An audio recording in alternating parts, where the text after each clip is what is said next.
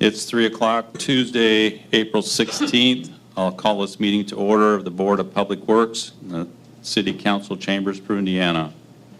First order of business is reading and approving the minutes from April 2nd. Make the motion that we waive the reading of the minutes from April 2nd, approve them as presented. Second.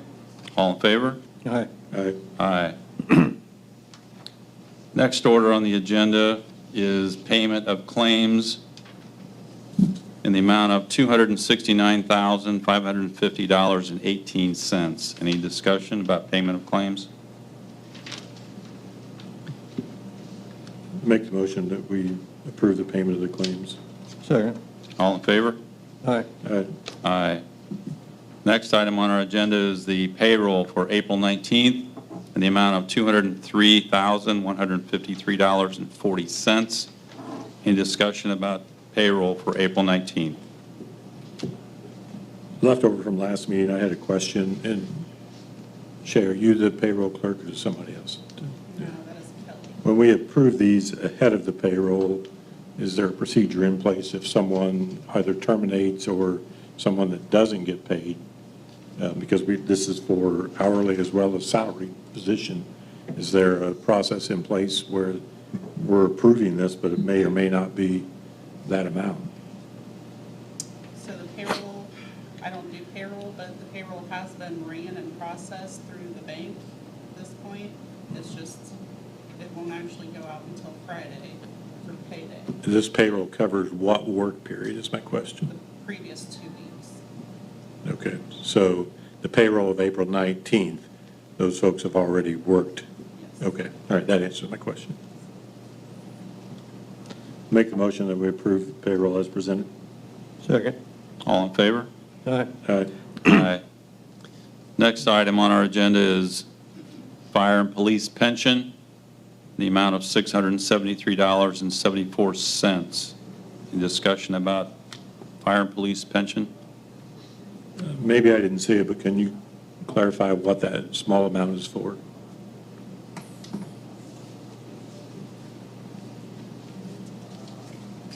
I think I have that.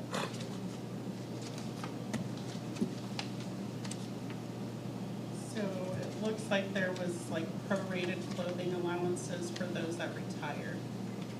And that's what that amount is for. That's correct. For The time that they served for that. those people who were a part of the class action suit a number of years ago? No.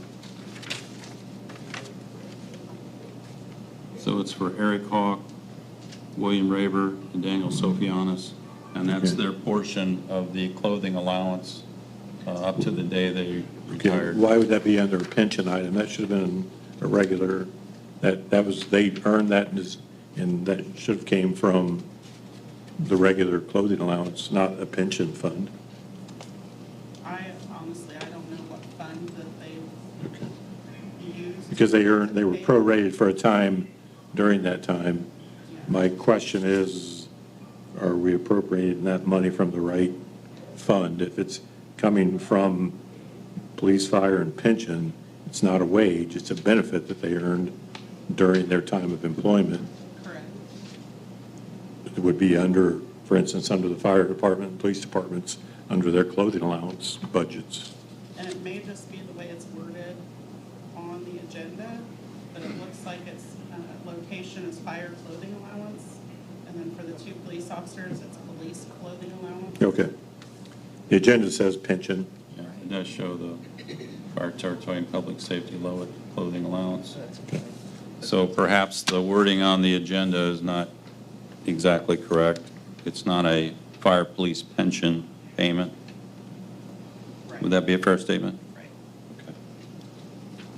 So do we need to just amend the wording or just move forward with the way it is currently, Dustin? I mean, you can amend the agenda to change it from fire police pension to fire police uniform fund. I don't really know that it has to be an appropriation because we don't appropriate that. Well, it's a payment of a claim, it's not an appropriation. Well, not appropriation, but when was that claim included in the last quarter, the first quarter? for the rest of the department? I don't, Oh, for the rest of them? When did that claim come through? We get our clothing allowance twice a year now, in July Okay. and December, so. Oh, so you're just going to do it early pay for the From people? Our department is to pay Okay. Eric out for the 3 months he served, which would come out of our clothing line Right. line Right. in our wage ordinance, so. Right. So it would be 3 months of whatever the, out of 1250, basically is what his would be. And I'm sure you did the same thing on your end, I'm assuming that? Sure. Okay. So yeah, it should have came out of our clothing allowance. Yeah, and that's what it states on this, actually. It's just not worded that way on the agenda. Okay, Okay, so the claim that we're going to sign in a little bit, It is the coming two from separate ones, is from the clothing out of yeah. fire department number 301. Okay, all right. As long as it's coming out of the right place, I don't know that we need to amend the agenda. The agenda is just a guideline for what. Yeah, the voucher we'll sign does show that it comes out of the appropriate fund. I'll make the motion that we pay for current retirees that recently left the job. Second. They're, We have a motion and a second. All in favor? Aye. Aye. Showing no old business, we'll move to new business. First item on our agenda under new business is National Eucharist Pilgrimage, walking processional from St. Charles Romeo Church to McConaughey Park on July 11th. Do we have a representative here? Do not have a representative here. Okay.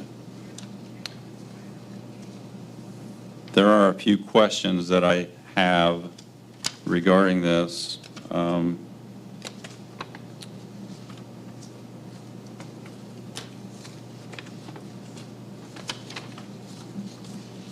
Now, my understanding is that the processional will start from St. Charles Catholic Church at 4 o'clock in the evening to 4:30.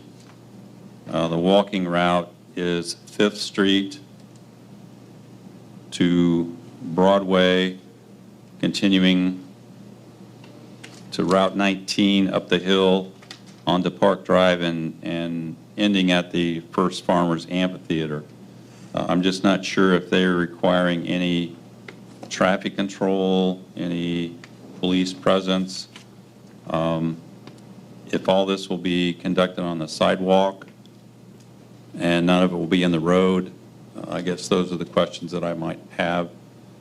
Any questions from Chief Feller, Chief Dane that you might have? I have the exact same questions that you I'm with Matt, are they on the sidewalk, or are they Yeah. on the street, or are we blocking intersections? Yeah, I'm also not sure how many people will be in this procession walking. So I think there are a few more questions that we need to have answered before we can approve this.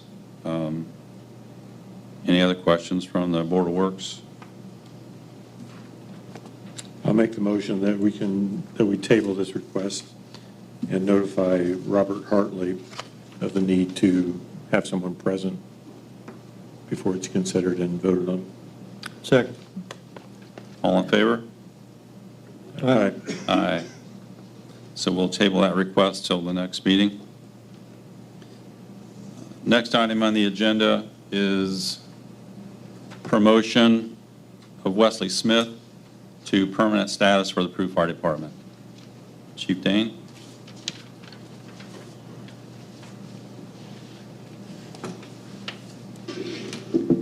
Yes, board members, I would ask that Wesley Smith be moved to permanent status within the Peru Fire Department.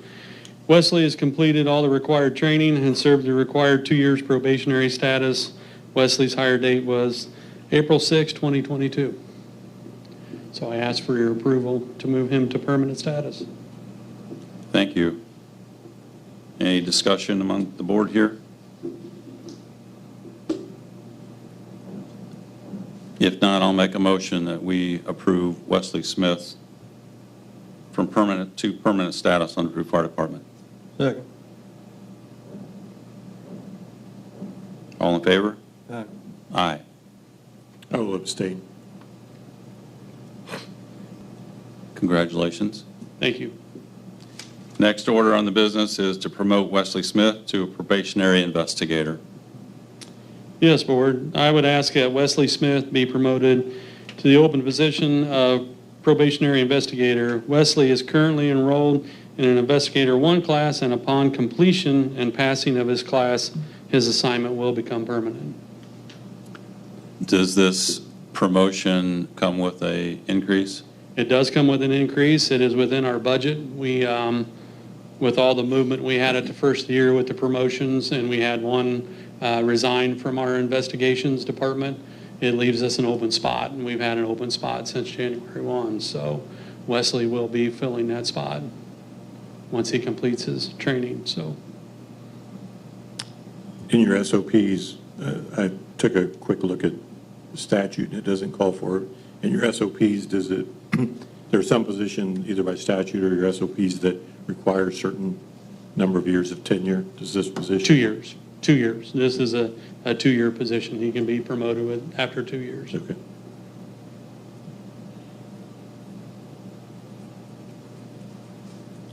I'd make a motion to approve the promotion of Wesley Smith to probationary investigator. I'll second that. All in favor? Aye. Aye. I'll again abstain. Congratulations, investigator. Thank you. Congratulations. Next order of business on our agenda is the approval of the rules and regulations for the Peru Fire Department. I know we've had these packets in our hand for just a few days. I think it requires a bit more time for us to evaluate your rules and regulations before we vote on it. Yes. Understanding that we need to fully understand what changes have been made that you presented to us today. Yes. So I would make a motion that we table this till the next Board of Works meeting in 2 weeks, which will give us time to review these so we can vote appropriately. Totally understand that, Mr. Mayor, and I did provide some of the changes that has been made, that we made a lot of its language changes. There was one statute change in there for a probationary period. The state statute clearly states they can only be on probation for a year. Past administrations stretched that out to 2 years, but we also have caveats within our rules and regs. If they do not finish their required training within that year, they can remain on probation. So we do have that caveat. I don't have a clue why we went with 2 years probation, but state statute clearly states that it's 1 year probation. Okay. So that is one of the major changes. The rest of it's a lot of just language. You know, we took out a lot of him and her, and we made member and stuff like that instead of, you know, gender specific on that stuff. So. In discussion of that same thing, Robert, did read over that, and we might have Dustin read that a little bit, but in my clarification and what I read of that, the only body that can extend that state 1 year is the Board of Works. Yeah. Your SOPs cannot extend that contingent upon this, that, or other for police and fire. And so if candidate X, for whatever reasons, didn't complete, just any one of a million, you as the chief would have to approach this board And come back. ask this board to either terminate or extend probationary period. Yes. So I'm not sure that it belongs in the SOPs from the way I read it, if I'm understanding it right. We might need to ask Dustin for his opinion on that. That's how the law reads. I don't think it hurts being in the SOPs if it's in there, just because not every probationary fireman is going to go check the Indiana code, and a lot of them's going to read the rules and regs. And I mean, whether we restate what the state law indicates, it doesn't hurt, but it's whatever. I Yeah, don't care. it's more of a checkbox for us, so when we hand them their SOPs, they understand, But, you know. yeah, my point is, without this board, whoever's on this board or whatever year, without this board saying your probationary period is extended. Sure. It's not. No, it's It not, and we so totally if there is understand. an issue, Yeah. it needs to be extended Back to this by board. this board, Yes. not by your SOP. And there has been, and I look back through some of the files over there, Mr. Butts, there was some cases where they got extended before it went to 2 years, and it came back to the board, and it was clearly stated that because of X, Y, Z, we're asking to extend this firefighter's probation up till this time. So it has happened like that in the past, but My point is, you it are just correct. doesn't happen Yeah. automatic. Yeah, it has to come back to You you as guys. chief has to come Yes. here on day Yeah. 364 at the Yeah. latest and say, I want to Ask for that request this probation. person's is Yes. extended. Yep, totally understand that, so, totally. So, yeah, I'm good with whatever you guys need to do. That's Okay, well, perfectly we've, fine. there's been a motion presented to table the approval of the rules and regulations for the Peru Fire Department till the next Board of Works meeting. I'll second it. All in favor? Aye. Okay, and along with that, if you guys read through this, have any questions at all, come over, call us up or whatever, and we can, if we need to get with Dustin and get things changed around, before the next meeting, Okay, be awesome, so. thank you, okay. Chief. All right, thank you. Next order of business is to open the sealed bids for city-owned lots.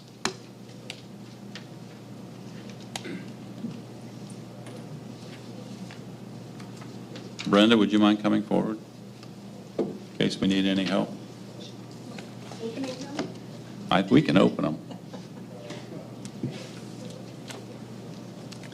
So today's order of business will be simply to receive the bids. Correct. That's my understanding.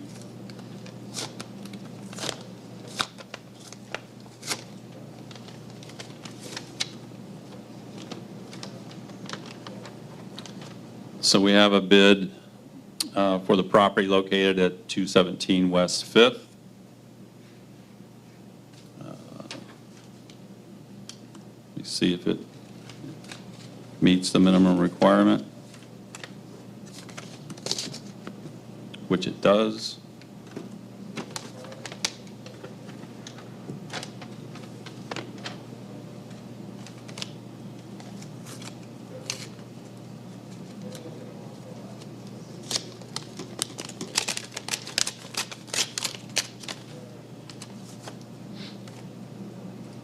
We have a bid for the property located at 409 East 2nd.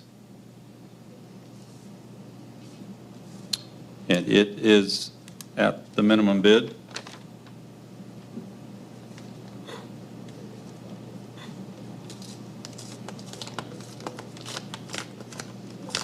Do you know who posted that bid, Mayor? Pardon me? Who posted that bid? The name, Yes. Yep. Kayla Galbraith. Okay. 'Cause yeah, we need to read who posted the bid. Or Okay. I'm who sorry. submitted the bid as well, and the actual amount of their bid. The property located at 217 West Fifth. The minimum bid was $1,980. The bid amount was $6,000. The name on here is Jose Antonio, I believe it's Tejeda. Okay, thank you. The bid at 409 East 2nd. Minimum bid was $2,310. The bid amount was $2,310 by Kayla Galbraith. Thank you.